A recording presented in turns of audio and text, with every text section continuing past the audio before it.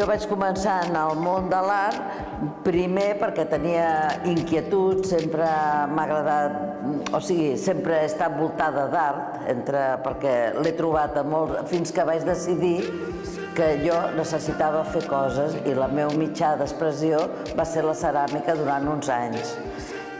I després, com que la ceràmica per mi és molta química també, molt procés diferent, i jo soc molt més impulsiva d'alguna manera,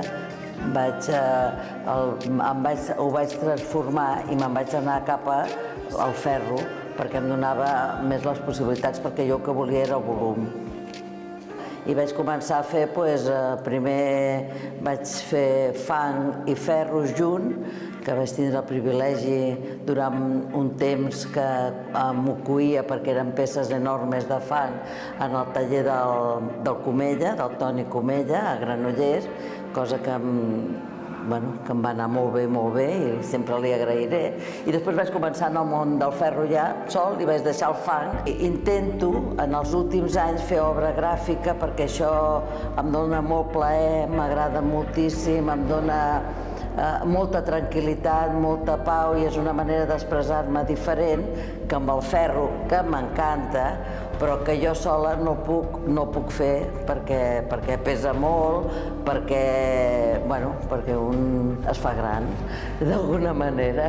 Però tinc la gran sort de tindre el meu fill, el Luà, que és el meu col·laborador des de fa uns quants anys i gràcies a ell hem pogut fer obres públiques com la que teniu aquí a Cardedeu, que es diu Vessants, que estan a la carretera de Dosrius.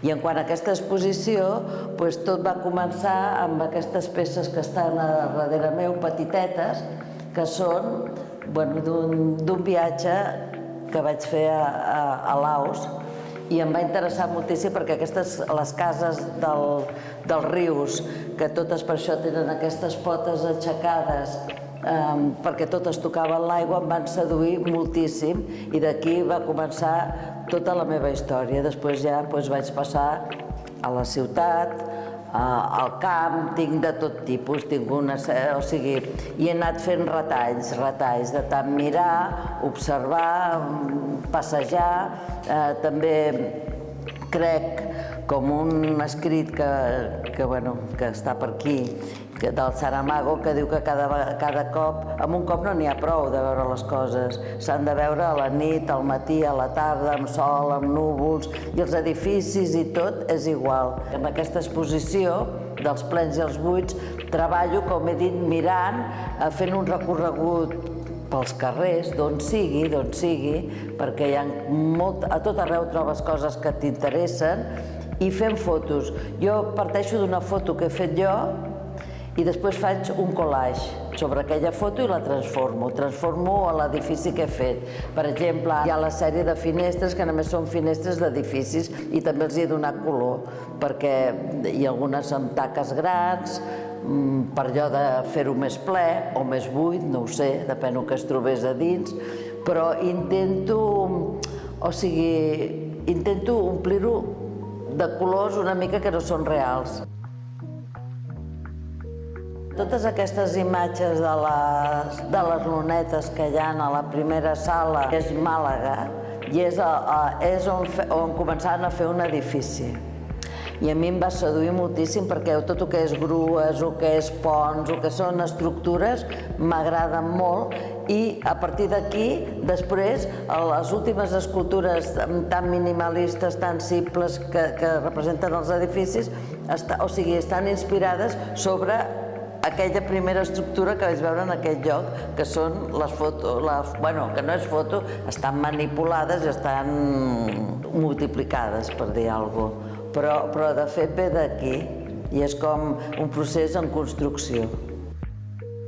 M'agrada molt la idea aquesta del postaler perquè és una cosa com més íntima que jo tinc a casa meva des de fa moltíssims anys i que vaig variant les postals, però en aquest cas són postals que he fet jo, que són del mateix collage, perquè jo tot el procés aquest en blanc i negre i vermell dels edificis, primer el vaig fer en mida de postal que em vaig divertir molt. Va ser tot uns mesos que em vaig passar això, de fotocòpies de les fotos i tal. I la veritat és que és un procés diferent, perquè primer vaig fer els collages, els vaig fer en mida petita, en mida més o menys d'aquesta postal, i després els vaig fer en grans, i després els vaig simplificar, i després vaig fer els gravats, i després vaig fer el ferro.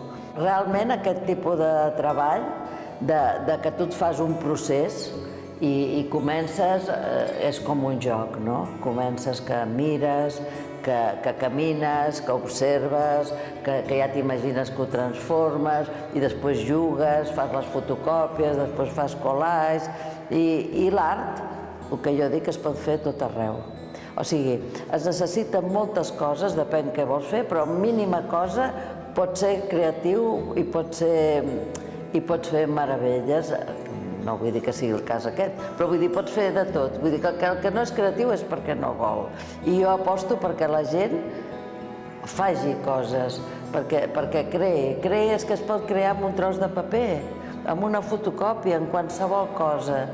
I això és una cosa que jo he pres amb els anys, perquè abans, quan ets més jove o comences, tot se't fa una muntanya i dius, com faré això? Si em falta això, em falta l'altre. No.